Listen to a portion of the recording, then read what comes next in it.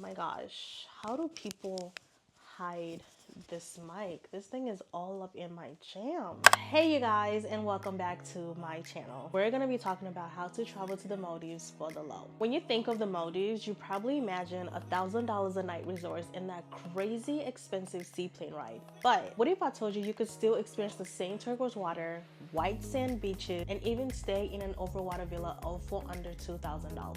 In this video, I'm breaking down exactly how you can do it, where exactly you have to stay, how to travel between these islands for cheap, affordable excursions and food, and even how to get the full overwater villa experience, all for just under $2,000. Let's get into it. Oh, actually, before we get into it, I just received a package from Luisa. So crazy, and the timing is so perfect because Mother's Day is coming up.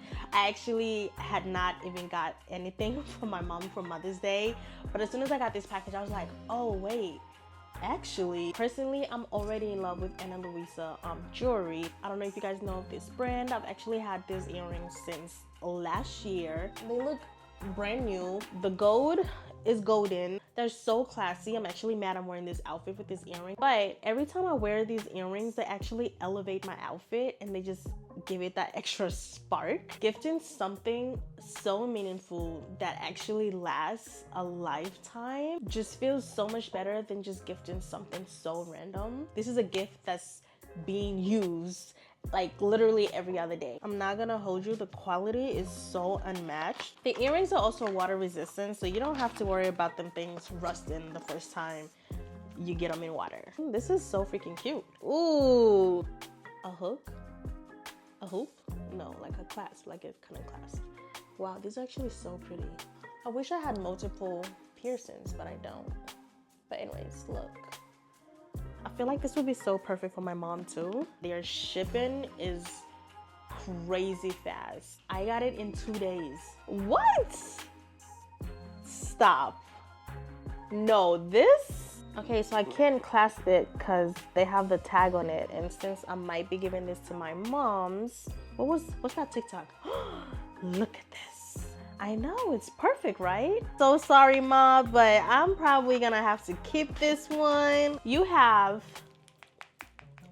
a 2-year warranty. So perfect for Mother's Day. Not only for Mother's Day, but literally for yourself too. If you're watching this video right now, just pause right now and then go click on that link so you have a gift ready for your mom or your sister or your auntie or whoever has helped raise you, or even for yourself. Okay, so we're gonna get back into the video, starting with point number 1. Where to stay in the Maldives and why it's better than the resort islands. So when you actually land in the Maldives, the airport is in Malé. You have not actually arrived at your destination. You're still traveling. You either need a speedboat transfer or a seaplane transfer. The Maldives is made up of different islands, some local islands and some resort islands. And what you need to do is stay on the local islands. And so many different local islands. I actually stayed on 2 while I was in the Maldives. I highly recommend staying on the local islands. Not only is it cheaper than the resort islands, but it is just as beautiful and there's just so much more culture there. I stayed on 2 local islands while I was in the Maldives. One was Digura and the other one was Fulidhu. We stayed on Digura Island when we the first local island that we stayed on. Oh my gosh, I remember falling in love with that place. And Digura has a lot of, I'm gonna say, guest houses. Imagine like a boutique hotel that's only made up of like maybe like 5 rooms or something like that. Everything was just kind of so intimate with staying on these local islands, and I really appreciated it and loved it. And the second local island that we stayed on was Fulidhu. We actually didn't even get a chance to like play around on the beach and actually go into the island and explore a little more. But with Digura, we did a lot more of that, and that's why I think I kind of appreciate Digura more. But honestly, the same vibes and everything. These guest houses range in prices. In Digura, we stayed 3 nights. We paid $334 for 3 nights. In Fulidhu, we stayed 2 nights, which was $206. I think you can find it cheaper. I think I've seen some that were like $75 or even $50 possibly. So that's about $100 a night on these local islands compared to these resort islands where you're paying obviously over $1,000 a night, and the experience is just not even anywhere close Okay, now we're gonna move on to the second point, which is traveling to these local islands versus traveling to these resort islands. Okay, with any island on the Maldives, you have to expect that you have to get there either by speedboat transfer or by what is the other one, seaplane. So with the resort islands, you would be paying anywhere from $200 for the speedboat transfer and closer to $1,000 for the seaplane transfer. With the local islands, you actually have another option of a ferry under $10, I believe. If you want to get there a little faster, you obviously can pay for a speedboat transfer. The guest house that you're going to be staying at on the local island will take care of it, and you just pay them. With each local island, we actually had someone come up to us and help us find the exact boat that we have to get on. And even when we got to the island, someone was on the deck, I think that's what it's called, waiting for us, and then just take us to the guest house. Of course, it's the same with the resort islands. The only difference is the price point. We actually opted for the speedboat transfer, and I believe it was like $80 round trip. So going to and coming back was $80, which was about $40 one way. Each of the islands was differently priced. I don't remember how much the other one was. Something I actually found during my research is some guest houses could actually offer you a free transfer if you stay 3 nights or more. So look into that before you book your transfer. And actually, don't even try to book your transfer yourself. You have to coordinate with your guest house, and they will literally book it for you. And they literally will do everything for you. The only thing you do is just pay when you get to the guest house. They'll just charge you and you just pay for it. Or like when you're checking out, they'll charge you for it. Okay, point number 3, excursions offered and the price comparison. Did I say that right? Comparison. I think I said that right. So these local islands actually all kind of offer around the same excursions. The Maldives is mainly water activities. So obviously the activities and excursions will be kind of similar. So you have swimming with whale sharks, dolphins, the manta rays, swimming with sharks, and then you have the sandbank trips, whatever. What we found was there's an extensive list of excursions offered on the local islands compared to the resort islands. Actually, with the resort islands, it was mostly like deep sea diving, I think that's what it's called, deep jet skiing and little water activities and stuff, motorized water activities.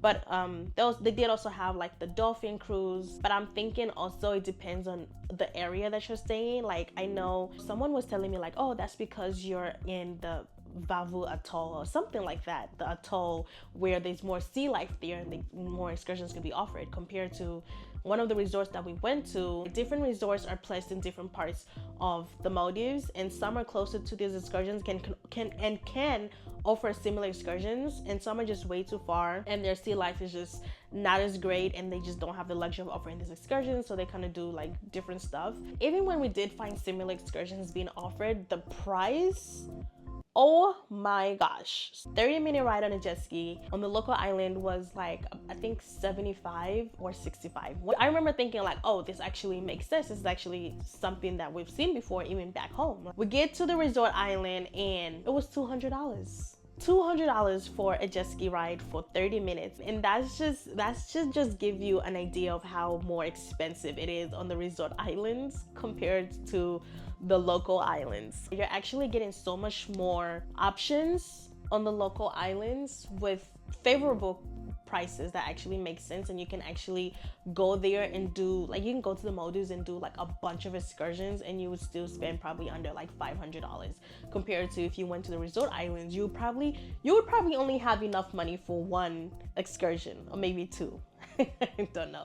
But anyways. Okay, point number 4, food prices and taste compared to the resorts. The food was good on the resorts, but it was more so Western food that we realized was being offered there. Don't get me wrong, the local islands also did offer Western food, but you would see a clear section of local food, or even just like there was one Sri Lankan dish. So Sri Lanka and Maldives are actually pretty close together. I think one guy was like, it's just a 2-hour flight away or something like that. And they actually have a lot of Sri Lankans living on some of the local islands that we found, that even the food offered would be like Sri Lankan food. So we actually had the privilege of having more local food while we were on the local islands compared to when we were on the resorts. Coming down to price, one side we have the resorts, and on the other side we have the local islands. On the local islands, you could get a burger and fries for $8, whereas on resort islands, that burger and fries will probably cost you anywhere between $30 to $50. Water, you guys, water was $15, whereas on the local islands you can actually run to the store. I remember we actually went to like one of the food marts, or like a grocery store I could say, and we just splurged on so much, like just drinks and water and snacks and stuff, and we still paid like under, I think like $5. Like it was just, or $5 or $10, something like that. You just get so much more worth of your money from the local islands compared to the resort islands. Taste wise, the food was good on both islands, but the local islands did come up on top. For both me and Lena, we were both like, wow, the local island, the food is just actually so much better, and you're paying so much more money on these resort islands, and it just makes so much more sense on the local islands. Also, if you're traveling to a country and you actually want to experience and just kind of just be cultured on, you know, that country and stuff, it just makes more sense to just vibe with the locals and even like experience their food. Like you can't go to Thailand and not try a pad thai. You know what I'm saying? Like everything was cooked to order. So I remember every time we ordered, we'd be waiting maybe like a good like 20 minutes for our food to get out, and the food was so hot and so fresh. You could just tell like it's not been sitting there waiting for somebody to order it and then just put it on your plate. Like you can tell the food and the cooking and everything was just really catered to you. Our fifth point, you can still experience an overwater villa without breaking the bank. You would not necessarily find an overwater villa on these local islands. Maybe you can, just do your research, maybe you can. But on both islands that we were on, we did not see that. There are some islands that do have these overwater villas, and they're just like so much more cheaper, but they're just not as nice looking. If you want to go to the Maldives and do the overwater villa for like the whole week you're there, then sure, that makes sense because they're cheaper. I would say you spend most of your time on the local islands, and then just for the one night, spend a night on the resort islands. What we actually ended up doing is spending 2 nights, because it was $600 a night, and we were like, well, I'll put the 600 and you put the 600, because I'll put the 600 for one night, you put the 600 for another night, because we were really thinking it was gonna be like $1,000, and we were already like, okay, $1,000, 500. So we're like, let's just add in the extra $100 and do 2 nights. I feel like this would be the best option to still get the full Maldives luxury experience and still get to say you actually were in the Maldives for a whole 2 weeks or a whole week or whatever the case. You just kind of have to be not careful, but just make sure you do your research on how the transfer situation is with getting from Malé to that island. Like I said, it's really costly. It could be anywhere from $200 to something to like $1,000. A little later, after we were already committed to this resort, we found that it was about $600 round trip per person for the seaplane transfer. Try to stay away from those resorts that require seaplane transfer and just do the ones that require a speedboat transfer. And then I would say do 1 night, but if you want to be a little splurge a little like us, then do the 2 nights. That was the entire video of how you can do the do the Maldives in under $2,000. But I'm now actually gonna go through my itinerary, me and Lena's itinerary, to see exactly how much we spent. Okay, so we stayed in Degura for 3 nights. That was $334. Speedboat transfer was $120 per person round trip. Whale shark snorkeling, that was $90, and then we did the sandbank trip, that was another $95. Just another thing, so the excursions that I offered in Fulirhu and Degura are about the same. It just makes more sense to do something like whale shark snorkeling on Degura Island because they're closer to where the whale sharks be. Like, we were on the boat 15 minutes and we found a whale shark. And then on Fulirhu Island, they are more closer to, it's called Shark Point, where the sharks are. If you try to book it on Degura Island, I remember the guy telling us it's gonna be like an hour just to get there. It's kind of why we decided to stay on the different islands. But If you want to, then just stick to one island and then just book the excursions from that one island. Anyway, so we got to Fulithu Island. The speedboat transfer was $80. And then we did a half day trip, which we went to the Shark Point, and then we went to the Sandbank, and then we went to the shipwreck. And we were supposed to do the dolphins too, but like it was like if we see them, we see them, cool. If we don't, then whatever. $150 each. Got back to Mali, and that's when now we went to the overwater villa. We had to do the seaplane transfer, like $600 per person. When you do it, please don't do a resort that requires a seaplane transfer. So we're just gonna X that out. And then accommodation, it was like $1,200, I remember exactly, but probably like $1,250 or something like that. Spending money that you're gonna need for food wise. I remember on the local islands we probably spent about, sometimes we only had breakfast, and breakfast was included. Other times we just do breakfast and like a late lunch. The food being like $8 per meal. We probably spent legit $10 to $15 a day on the local islands. And then when we got to the resort islands, we were actually very mindful with our spending. Well, actually, it was Lena's birthday, so we were kind of splurging. So I'm not even gonna insert what we spent on the resort islands, because actually, like one time the bill was like $300. That's because my sis wanted to get a whole bottle. It was her birthday, you guys. So we're not gonna judge. When you do it, you're probably gonna do just one night.